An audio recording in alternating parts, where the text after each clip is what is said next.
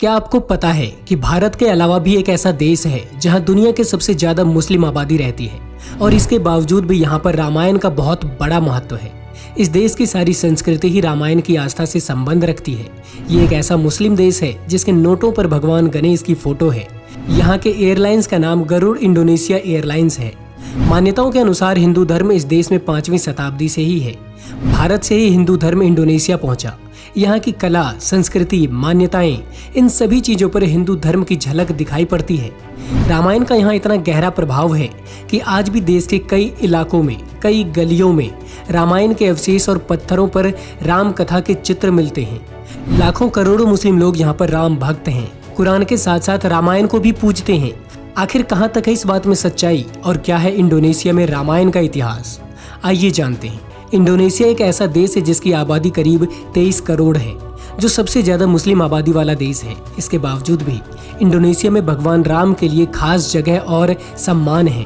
हैरानी तो इस बात की है कि इंडोनेशिया में राम कथा यानी कि रामायण एक महत्वपूर्ण ग्रंथ है। इस देश के मुस्लिम भगवान राम को अपने जीवन का नायक और रामायण को अपने दिल के सबसे करीब मानते हैं, जिसकी शुरुआत यहाँ पर करीब 5वीं शताब्दी से हुई। क्योंकि यहाँ पर लोग जितना कुरान को मानते हैं उतना ही रामायण को इज्जत और सम्मान देते हैं। इस कदर सम्मान देते हैं कि साल 1973 में इंडोनेशियाई सरकार ने अंतर्राष्ट्रीय रामायण सम्मेलन का एक आयोजन भी किया था, जो अपने आप में काफी अनोखा आयोजन था। क्योंकि ऐसा पहली बार हुआ था जब घोषित रूप से कोई मुस्लिम राष्ट्र पहली बार किसी अन्य धर्म के सम्मान में इस तरह का कोई आयोजन कर रहा था। मुस्लिम राष्ट्र इंडोनेशिया में आज भी रामायण का इतना गहरा प्रभाव है कि इंडोनेशिया के कई इलाकों में रामायण के अवशेष, राम कथा के चित्र और पत्थरों पर नक्काशी आसानी से मिलती है।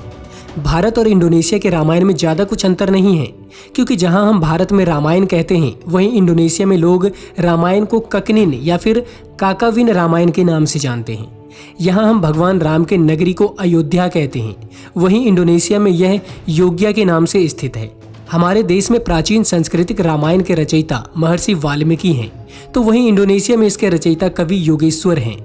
इंडोनेशिया का रामायण 26 अध्यायों का एक विशाल ग्रंथ है। इस रामायण में भगवान राम जी के पिताजी दशरथ को विश्व रंजन कहा गया है।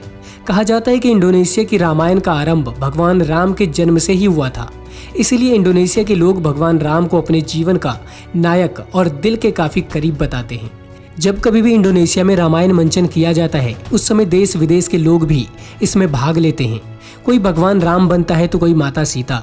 उस समय यहाँ पर यह नहीं देखा जाता कि कौन किस धर्म का है, सब मिलजुल कर इस आयोजन को पूरा करते हैं। कई बार तो इंडोनेशियाई सरकार ने भारत के भी कई जगहों पर इंडोनेशिया की रामायण पर आधारित रामलीला का मंचन करवाने की मांग की थी और वो हुआ भी था। दोस्तों, ये जानकर आपको कैसा लगा कि रामायण को सिर्फ भारत में ही नहीं बल्कि और भी कई देशों में इस कदर सम्मान मिलता है कि कुछ कट्टरपंथियों को यह चीजें रास नहीं आती। आपके इस पर क्या विचार हैं हमें कमेंट बॉक्स में जरूर बताइएगा। और अगर वीडियो पसंद आई हो तो इसे लाइक करके चैनल को सब्सक्राइब करने के बाद बेल आइकन को प्रेस करके ऑल पर क्लिक करना मत भूलिएगा। मैं आपसे फिर मिलता हूँ एक नए वीडियो में, तब तक के लिए आप अपना ख्याल रखिएगा।